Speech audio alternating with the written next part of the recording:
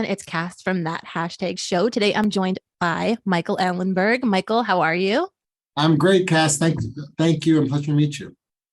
Nice to meet you too. So your studio, Media Res, is doing huge things, both for creatives in the industry and for viewers. It's just like truly innovative.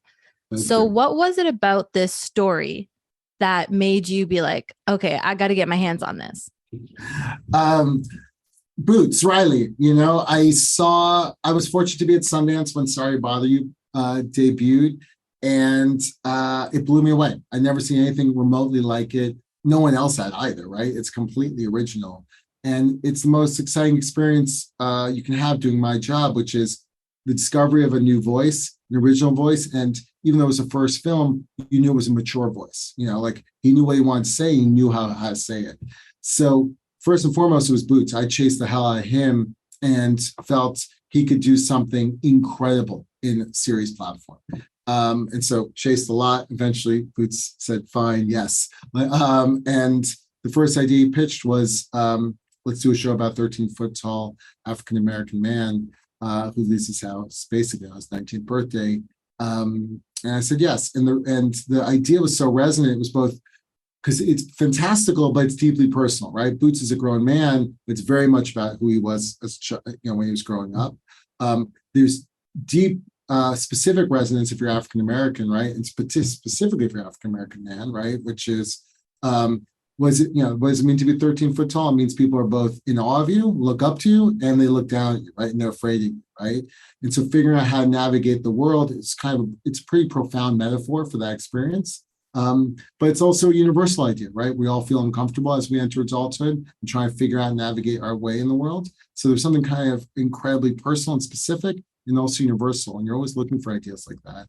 And then he was interested in upending the superhero paradigm and kind of what the kind of individualistic capitalist nature of those stories and flip it all on its head, and no idea was forbidden. It's all wild and loose and joyous. Boots is in touch with his inner child in a way that every adult should be envious of. And he can still touch that kind of playful spirit, right? So, and he brings that to the audience, right? So they, when you watch the show, whether you're young or old, you enter that experience.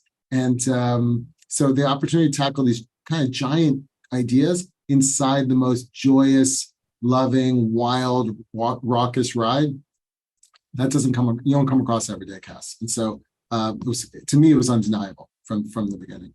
It was amazing. And like you said, there were so many important messages that were conveyed at first through comedy. Like when I first seen the series, I was like, oh, this is going to be funny. And it is funny, but there are so many important societal, political messages, and even just showing the characters in a different light, like the friendship between the four friends, just seeing how warm it was. Because typically you don't see that between Black male characters on film, So I really appreciated that. One more minute. So do we see a season 2 on the horizon? We do, Cass. It hasn't been, we're in the early stages of it. It's been delayed a bit because of the strike. Now there's some pretty brilliant ideas cooking for where it can go. Boots is, this is a kind of mythic Oakland. And it's only just the beginning. The ideas are quite, I can't tease it. And Boots isn't here. Yeah. Right? No worries. But he's cooking some amazing things for the next season. Okay. And last question is, what advice do you have for creatives coming into the industry who are looking to cook the kind of stuff that you guys are whipping up over at Media Res?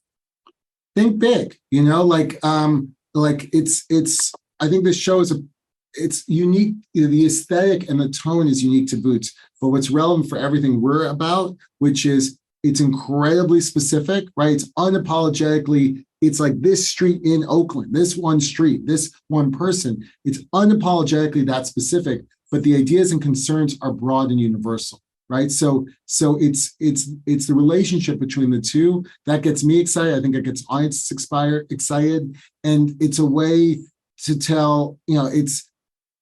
I'm a big believer Media Res practices this. Pachinko's an example of this. In the specific is the universal, and so, but you have to be thinking about both always if you're going to get bold new stories told. Yes. Thank you so much. Thank you. I could stay on here and talk to you forever, to be honest. So it's been a pleasure. appreciate you, Cass, Yes. and we're so excited. That's really moved that you dug it. So thank you. Yes. Thank you.